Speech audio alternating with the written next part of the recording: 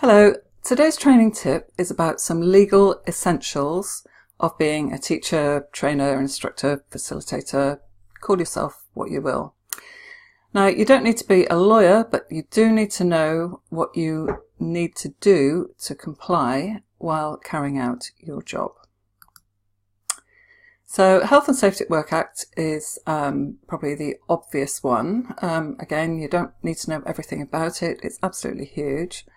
But you do have a duty of care to yourself and also to your learners. So it's a good idea to do a risk assessment, for example. This might be a checklist that you need to complete, or maybe a visual check around the venue.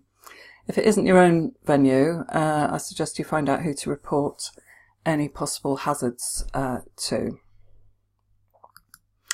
Consider things like heating, lighting, ventilation, etc., as well as the usual things like trailing wires. I did some training a few years ago in quite a nice hotel in London, and the training room was in the basement. There was no natural light, of course, and it was quite stuffy. So we had to learn to use the air conditioning and give lots of breaks, otherwise it was almost guaranteed that we'd go home with a headache at the end of the day.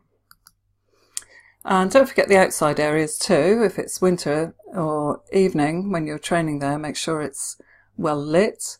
And if you have to look up, try to do it while somebody else is there with you. So the Equality Act is another perhaps obvious one.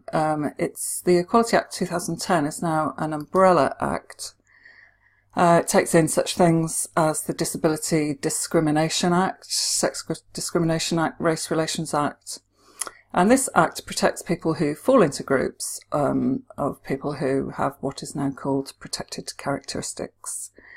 And they are age, disability, gender, gender reassignment, race, religion, sexual orientation,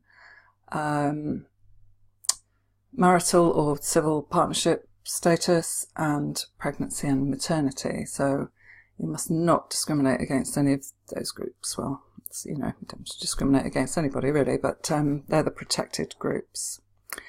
So you do need to be inclusive in your teaching and promote an atmosphere of respect and tolerance, and also to challenge any discrimination that you come across in your role. Consider your own language. Certainly don't use language that's offensive to any groups, but be careful not to exclude people. So if you're training in areas that perhaps it's usually women working in that occupational area, or indeed the opposite, if you're teaching perhaps construction where it's normally men who go into that, try not to say he or she all the time, but mix it up a bit.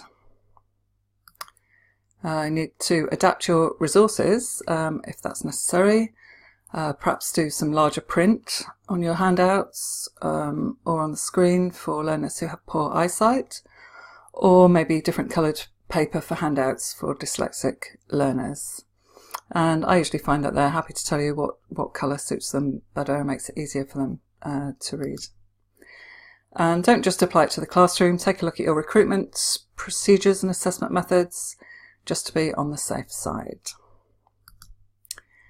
Copyright Designs and Patents Act is quite a big one actually for trainers, and this can be an absolute minefield.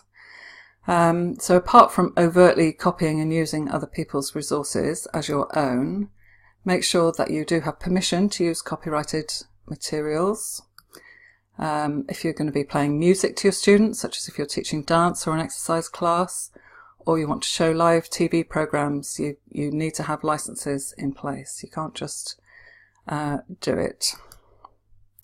And the internet laws change all the time, so better to check before you cut and paste from the internet. Data Protection Act 1998. Now, if you collect and store your students' personal data, you need to comply and you need to register with ICO. It's a very straightforward process. But it is more than simply confidentiality and safe storage. So, for example, you need to tell people what you're collecting their data for, what you're going to do with it, what you're not going to do with it. if you're going to share it with anybody, and you do need to destroy it at a time when you don't need it anymore. And that's as well as obviously keeping it confidential and safe. And I will just say here that the law is currently changing in terms of data protection, and so watch this space. When we get some definitives, I'll do an update on this one. And you may have some specific laws relating to your subject area. So for example, if you work with children, if you work with vulnerable adults, if you work with dangerous materials, you know, all of these will have laws associated with them for what you need to do. Okay, so usually at this point I say you need to adapt your teaching to the situation, to the group of learners that you've got, the individuals that you've got within the group, the subject matter, the venue, etc., etc., and be flexible. I will say though that the law is non-negotiable, so if you're not sure, I suggest you ask someone. Okay, I'll be back with another training tip soon. Bye for now.